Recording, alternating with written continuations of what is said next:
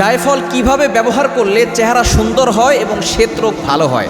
অবশ্যই আমরা অনেকেই চেহারা সুন্দর করার জন্য অনেক ধরনের ক্রিম ব্যবহার করে থাকি। বিশেষ করে অনেক মা বোনা দেখা যাচ্ছে যে একটু সৌন্দর্য বৃদ্ধি করার জন্য অনেক ধরনের ক্রিম ব্যবহার করে, নাইট ক্রিম ইউজ করে, এবং এর দ্বারা কিন্তু অনেক কেমিক্যাল থাকার কারণে তাদের ভিতরগতভাবে অনেক বড় ধরনের সমস্যা হয়ে যায় এবং আস্তে আস্তে অল্প বয়সে তাদের বয়সের ছাপ পড়ে যাবে। এটা অনেকেই দেখা যাচ্ছে যে সাময়িক সৌন্দর্য বৃদ্ধি করে, কিন্তু এই কেমিক্যালযুক্ত ক্রিমের কারণে পরবর্তী সময় আপনার চেহারায় মারাত্মক ক্ষতি হতে পারে।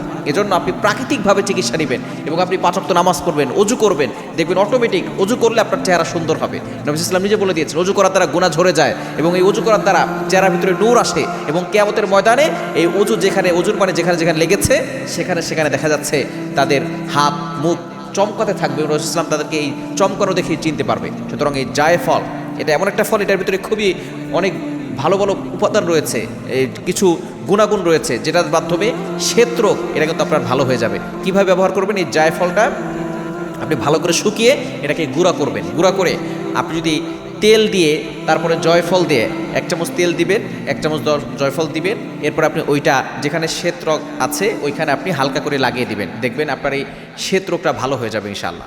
এবং বিশেষ করে যারা চেহারা ব্যবহার করবেন, অনেকে আবার এটার দ্বারা অ্যালার্জি হতে পারে, এই জন্য অবশ্যই সাবধান থাকতে হবে। যদি আপনি আগে ব্যবহার করার আগে আপনার কানে একটু লাগিয়ে দেখবেন সেখানে চুলকায় কিনা। যদি না চুলকায় তাহলে আপনি ব্যবহার করবেন, যদি চুলকায় তাহলে আপনি সেটা ব্যবহার করবেন না। আপনি কীভাবে ব্যবহার করবেন?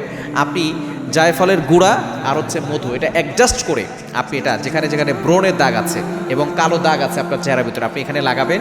দেখবেন সেখানে আপনার দাগটা কয়েকদিনের ভিতরেই নিমিষ হয়ে যাবে, ফ্যানিশ হয়ে যাবে, এটা দূরে সরে যাবে এবং আপনার ব্রণ কমে যাবে। আপনার চেহারা লাগালে আপনার চেহারা সুন্দর হবে। মনে রাখবেন, প্রাকৃতিক জিনিসে কিন্তু অনেক উপাদান এবং এটার ভিতরে কোনো সাইড এফেক্ট নাই, আপনি উপকার পাবেন, কোনো ক্ষতি হবে না।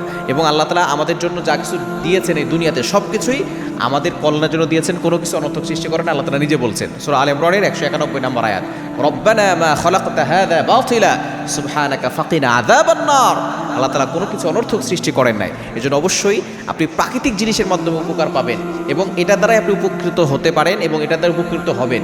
আপনি যখন কেমিক্যালযুক্ত কোনো কিছুর দিকে ধাবিত হবেন তখন আপনি ক্ষতির ভিতরে পড়ে যাবেন।